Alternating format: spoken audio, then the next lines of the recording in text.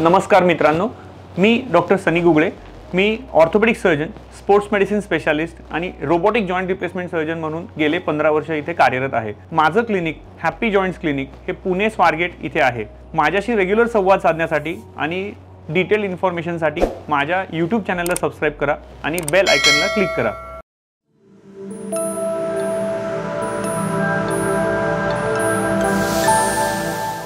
मागच्या व्हिडिओमध्ये मी तुमच्याशी संवाद साधला की ऑपरेशनच्या आधी आपण काय पूर्वतयारी केली पाहिजे, जेणेकरून ऑपरेशन नंतर होणारे जे फायदे आहेत आपण ते व्यवस्थितपणे प्रत्येक टप्प्याटप्प्याने अचीव करू शकतो.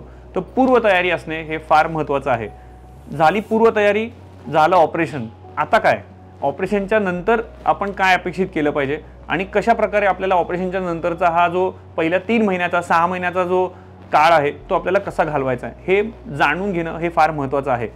तर नी रिप्लेसमेंट ऑपरेशन, जसं मी मागेही सांगितलं तुम्हाला की 20%च भाग आहे ट्रीटमेंटचा. 80% हे ऑपरेशन झाल्यानंतर ट्रीटमेंट चालू होते. त्याच्यामध्ये सगळ्यात पहिल्या दिवशी तर आम्ही पेशंटला रेस्ट करायला सांगतो. जास्त ॲक्टिव्हिटी नसते. बेसिक बेडमध्ये थोडंसं गुडघ्याची हालचाल करणे, पंजाचे व्यायाम करणे, थोडा वेळ अगदीच पेशंट जर का व्यवस्थित स्टेबल असेल, ब्लड प्रेशर आणि सगळं नॉर्मल असेल तर आम्ही त्यांना पाय सोडून बसवतो पण बेड साईडला. तर ऑपरेशनच्या पहिल्या दिवशी हे सगळं केलं जातं. त्यानंतर वेळ येते जेव्हा पेशंटची मानसिक तयारी असते की ऑपरेशनच्या नंतर मला थोडंसं दुखणारच आहे, प्लस मेडिसिनच्या इफेक्टमुळे आपण त्या वेदना अजून कमी करतो आणि पेशंटला आम्ही सांगतो की तुम्ही पहिला पाऊल टाकून पायावरती उभं राहा. पहिल्या दिवशी जेव्हा पेशंट उभा राहतो ऑपरेशनच्या नंतर, तेव्हा त्याचा कॉन्फिडन्स हा जास्त वाढतो. तेव्हा त्याच्या लक्षात येतं की I am back to my toes, म्हणजे मी माझ्या पायावरती परत उभा राहिलो. आणि त्याच्या पुढे एक एक गोष्ट टप्प्याटप्प्याने चालू होते. सगळ्यात महत्त्वाचं म्हणजे पहिली बेसिक फंक्शनल ॲक्टिव्हिटी रिकव्हरी, म्हणजे ज्या ज्या आपण रोजच्या रोज कामं करतो त्या गोष्टीपर्यंत तेवढी रिकव्हरी करून आपल्या गुडघ्याचा प्रोग्रेस करणे हा पहिला टप्पा आहे. नंतर आहे रिटर्न टू डेली ॲक्टिव्हिटीज, ज्या मी रोजच्या रोज दिनचर्येमध्ये बाहेर जाणं, चालणं, फिरणं ह्या ॲक्टिव्हिटीज अचीव करतो. हा दुसरा टप्पा आहे. आणि तिसरा टप्पा म्हणजे फॉरगॉटन जॉईंट, ज्याच्यामध्ये आपण ऑपरेशन झालं आहे का नाही हे विसरूनच जातो. असं हे ऑपरेशनच्या नंतर 3 टप्प्यामध्ये आपला प्रोग्रेस होतो. पहिला टप्पा म्हणजे रिटर्न टू फंक्शनल ॲक्टिव्हिटी, जे जे आपल्याला करायला पाहिजे. सगळ्यात महत्त्वाचं काय असतं, प्रत्येक पेशंटच्या मनात भीती असते की मी ऑपरेशनच्या नंतर चालणार की नाही चालणार. तर मला तुम्हाला इथे सांगायचं आहे की प्रत्येक पेशंट हा चालतोच. मानसिकता कशी आहे ऑपरेशनच्या आधी ह्या गोष्टीचा फार महत्त्वाचा इफेक्ट आपल्यानंतर होतो. तर पहिल्या पाऊल जेव्हा आपण टाकतो तिथे आपला कॉन्फिडन्स वाढतो. नंतर मग आपण फ्यू स्टेप्स, मग फ्यू मोर स्टेप्स, मग थोडं अजून चालणे, थोडं अजून ॲक्टिव्हिटी करणे, गुडघ्याचे व्यायाम करणे, लवचिकता वाढवणे, अशा गोष्टीवरती पहिले 10 ते 15 दिवस भर असतो. एकदा टाके काढून झाले की पायामध्ये जो टाक्यांचा ताण पडण्याचा जो पेन आहे तो कमी होऊन जातो. आणि नंतर मग आपण अजून आउटडोर ॲक्टिव्हिटीज वाढवतो. त्याच्यामध्ये पहिले सुरुवातीला 100 मीटर चालणे, नंतर मग थोडे अर्धा जिना चढ उतर करणे, नंतर मग एक टप्प्याटप्प्यामध्ये 1 जिना चढ उतर करणे, असं आम्ही हे एव्हरी 2-3 डेज ॲक्टिव्हिटी ही वाढत नेतो. हे सगळं अचीव केल्यानंतर आम्ही त्यांना म्हणतो की आता तुम्ही वॉकर आणि काठीही सोडून द्या. ह्याच्या गोष्टीची आपल्याला सपोर्टची गरज नाही आहे आणि you can start moving out on your on normally.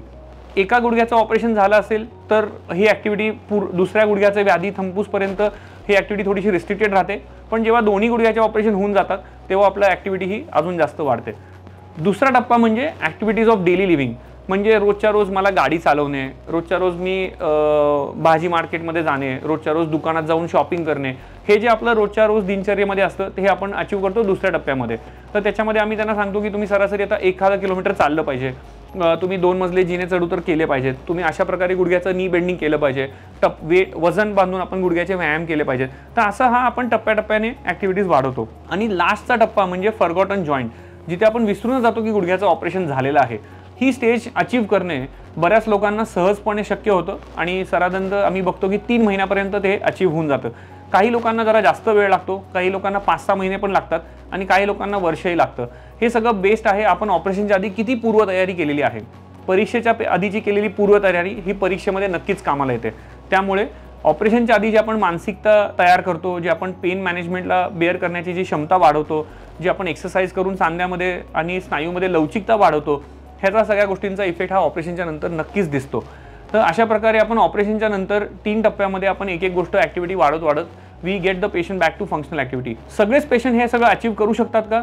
हो, नक्कीच करू शकतात. काही अपवाद आहेत. एक 5 ते 10% लोकांमध्ये बऱ्याचशा व्याधी असतात, कमरेचा आजार असतो, बाकीचे सांधे त्रास देत असतात, त्यामुळे त्यांना तेवढी फंक्शनल ॲक्टिव्हिटी अचीव होत नाही. काही लोकांना पंजामध्ये किंवा घोट्यामध्ये व्यंगत्व असतं, रुमॅटॉइड आर्थरायटिसच्या पेशंटमध्ये सांधी आमवात हा त्रास फार जास्त त्रास देत असतो, त्यामुळे त्यांना हे अचीव करणं हे थोडं अवघड होऊन जातं इतक्या लवकर.